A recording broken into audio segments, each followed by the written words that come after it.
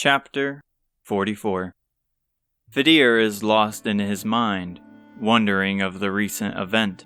No more people are talking. The sound has grown peaceful. It is chilly, but not unreasonable as it was several nights ago, at least from what he heard. Still, it was hard to believe he was in the land of the goddess, where the sun has disappeared for centuries. He leans down, caressing the healthy grass beneath him. With his warm touch, he feels the grass pulsing with new life. The vibrations feel like they are thanking him for a second chance. A slight char disturbs the air. "Are you all right, Fedir?" Hotaru's soft voice echoes in the distance. He turns to the sound. The blue spark from before radiates a calming light.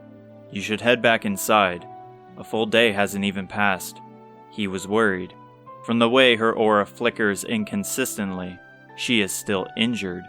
Even with enhanced healing magic, she still needs rest. Fedir has learned the lesson only a few days before, and yet he doesn't force her. Lena is the same way with him, and with how much has happened, laying in bed seems like a waste of time. "I will be fine. I ate with everyone in the mess hall, and I couldn't bring myself to sleep." She pauses briefly. Her steps close in next to him. "So you were the one who did this. You practically turned the desert into a grassland, though some parts are still sandy. Even the water here." A subtle splash ripples near the front of him. "It's pure. I've never seen water so clear. I didn't mean to do it. I guess it was something I gained from being a fairy. Perhaps that is why the fairy forest is flowing with life. Was my home the same? I wish I could remember more." "A fairy is what you are then. I guess that explains the green hair. Still, I never expected it to be true. Maybe you don't know, but why was it until our fight with Orochi to unleash this form?" "You're right. I don't know," he mumbled. "Something just called out to me at that moment. But these feelings aren't new. It's like I always had it." His mind races. "Galen. You said you spoke with a man named Galen." "Yes. Without his help, I never would have found you. What is he like?" "Honestly, I don't think you would like him much. He is a carefree soul who is against the teachings of the goddess. However, he is a good person. He's a collector of ancient relics. He found you through the use of something called the Lyre of Ire. From what he says, the real Galen used it to find fairies." "I see. How could Galen be my father? If that's true, how did I make it to the world above? How long ago was the event of Zoma's reign? How old am I?" "Why did you want to know?" Hotaru calmly asked, knocking him out of his head. "I was hoping when we had the chance, I could thank him for keeping you safe. Should have expected something like that from you. Yet I have a feeling something else is on your mind." "What makes you say that?" "Not often are you hesitant in your replies. I won't pry though. We have been through a lot and don't know the answers to anything. I thought we had everything under control, an idea of how things would go. But I was wrong. I really did take Grandma's words for granted. Truthfully, I'm scared. I don't know where we are, the rules of this world. None of it makes sense, but I'm glad to have you back. Even if physically a lot has changed, you are still Fedir, and I want to apologize for leaving you to venture on your own. It must have been frightening." He ponders for a moment. "That moment felt like years ago." "You mean back at Japan?" "Yes. The way we treated you was harsh. I don't remember you treating me poorly. In fact, I would have never gotten the idea to find the Yggdrasil leaf without showing me Aziza's condition. But I didn't bother stopping Isamu. What he said was hurtful. I want to believe he didn't mean those things. He was speaking out of frustration. I don't want to lose you two over it. You don't need to defend him. If he wishes to apologize for his words, then he will.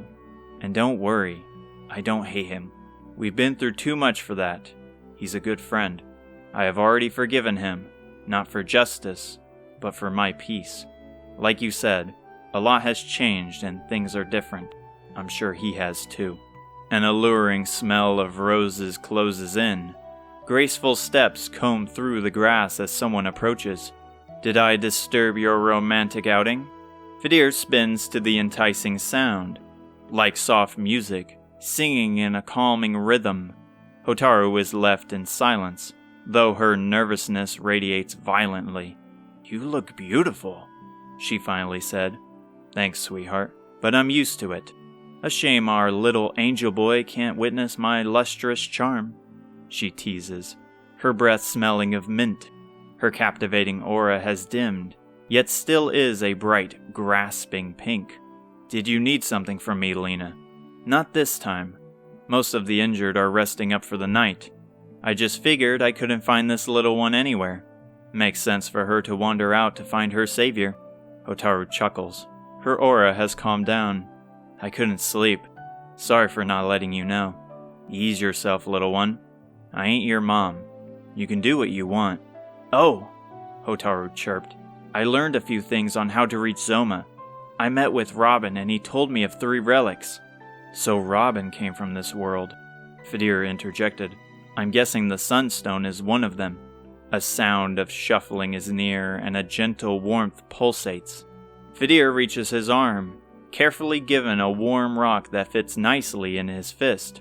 Baramos had it in his castle. The other 2 are the Staff of Rain and the Sacred Amulet, Lena blurted in a serious tone. Her aura switches like a light from a drawing pink to a passionate red. How do you know? You live here long enough and you pick up these sort of things. Sadly, I don't know much about them other than their name, but that's not all. You need the goddess's weapons to actually fight Zoma, right? That's what Galen said. However, they never existed from his findings. They must be made with orichalcum. Never thought I would hear that name again. She stops, and the sound of her nails click onto something.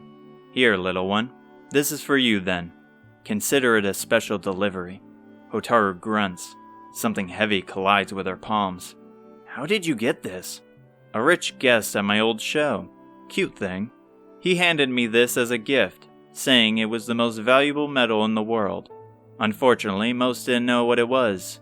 Hence, I was never able to pawn the hunk of metal. But he insisted on its name being orichalcum. Guessing that you need the relic and plan to stop Zoma, that must make you daughter of Ortega. You know my father? Fedir's mind clicks like a puzzle piece being set in place. The full picture, or rather words, start to add up. Her name is one he has heard, a famous one.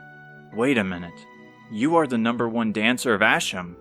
Fedir butts in, pointing his finger toward her strobing, beautiful aura. She giggles softly. Looks like you found me out.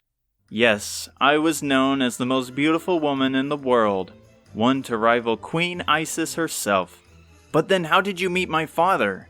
I refuse to believe he left town to see your performances. If so, I swear. Unfortunately not. Your father's army was in need of recruits. However, little old me was far from a ruthless warrior. Instead, I was able to assist the army with morale. The day came to advance on Baramos' castle, which was successful. However, we didn't know of the things that would later entail. Nevertheless, he marched on and we made ourselves a base of operations to raise Zoma's castle when the time was ready. As you most likely know, things went poorly and we were forced to split. Some had enough time to return to the world above, while I found myself bored of the life waiting for me back in Asham. I enjoyed my path of soothing those around me. So I took up residence in Damdara to ease the residents, even picked up a few medical skills. I do have to say, though, sometimes I regret leaving my poor sister Vashti, but she's a big girl who can handle her own. Isamu and I saw her at one of her shows. She had a great performance. It was hard to keep my eyes off her, Fedir said. A smile spreads across his face. Thankfully, his smile is fairly hidden, but his praising words disturb the air around him. That's sweet of you to say. Seems I have nothing to worry about at all, though I never expected you of all people to attend such a show. I love my dear sister, but she is nothing compared to what I am capable of. Hotaru loudly coughs, drawing their attention. Anyway, we need to find the remaining relics. Remember? Sorry, sweetie. This old girl is getting lost in her glory days. I would suggest checking where we made our base. We called it Cantilm. It's to the southeast of here. I don't know about any relics there, but there may be a smith who can tinker with that metal. Then we should probably head over soon. Isamu and Aziza might be there, Fedir suggested. Couldn't agree with you more. Lena, thank you for all you have given me. Without your help, I don't know if I would have gotten here, or found Hotaru. No problem, my sweet angel boy. When you put a stop to all this chaos, make sure to come back so I can properly reward you. You have yourself a deal, he said, reaching his hand out. A warm, soft hand like silk and scented like fresh budding flowers, gently wrapped around his. Her tender nails caress his patchy skin. Though I think I will have to decline your reward. I am a man of the goddess after all. Aren't you funny? She whispers gently. It seems I have truly lost my bindings around you, though losing to a goddess is quite an achievement on my part. Are we going or what? Hotaru shouted. A lot has definitely changed from the man I knew. She muttered as her steps trail off. Stay safe, Fedir, Lena said with a dead tone and slight worry, letting go of his hand.